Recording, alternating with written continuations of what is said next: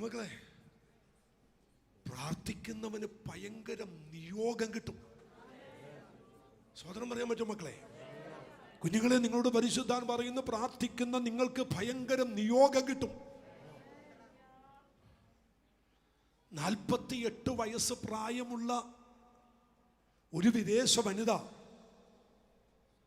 45 അനാഥ കുഞ്ഞുങ്ങളുമായി ഒരു വീട് വാടക എടുത്ത് അനാഥ കുഞ്ഞുങ്ങളുമായിട്ട് ആ സ്ത്രീ അവിടെ താമസിക്കുക.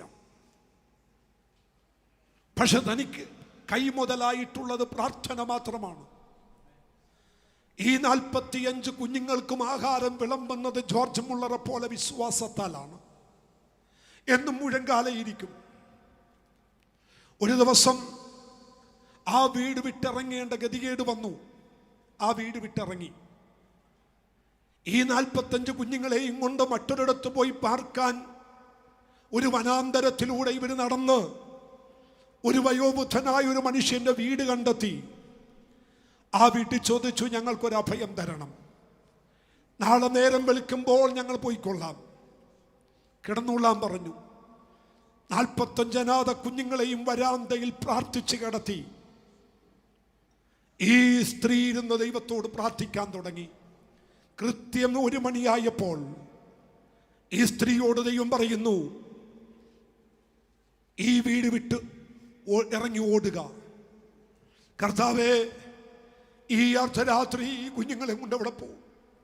കർത്താവ് പറഞ്ഞ്, കാണുന്ന വനാന്തരത്തിലേക്ക് ഓടി രക്ഷപ്പെടുക. ആ വൃദ്ധനായ മനുഷ്യനോട് പറഞ്ഞു, സാർ, ഞങ്ങൾ ഇറങ്ങുന്നു.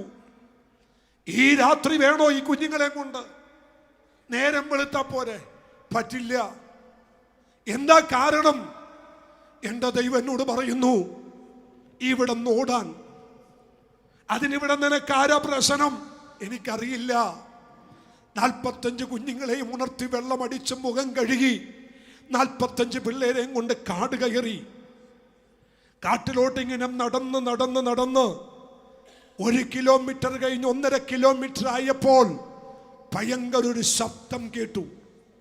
ആ ശബ്ദം കേട്ട് തിരിഞ്ഞു നോക്കുമ്പോൾ കണ്ടത് എന്നാണെന്നറിയാമോ?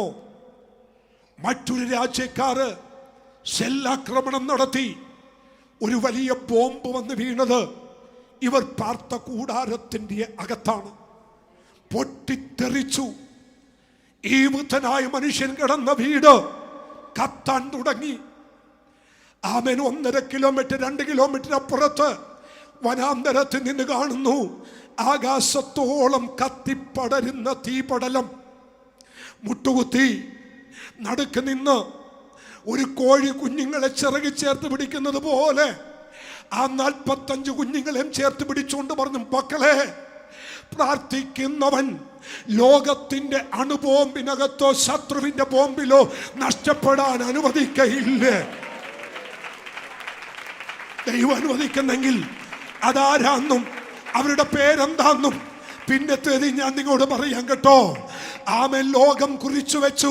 ഒറ്റ രാത്രിയിലെ ഹൃദയത്തിന്റെ അകത്തുരുത്തിരിഞ്ഞു വന്ന ഒരൊറ്റ ദൈവശബ്ദം എങ്ങനെ കിട്ടിയെന്ന് ആ ദൈവദാസിയോട് ചോദിച്ചപ്പോൾ താൻ പറഞ്ഞ മറുപടി കേട്ട് എൻ്റെ രോമം എഴുന്നേറ്റു, എൻ്റെ രക്തം തിളച്ചു.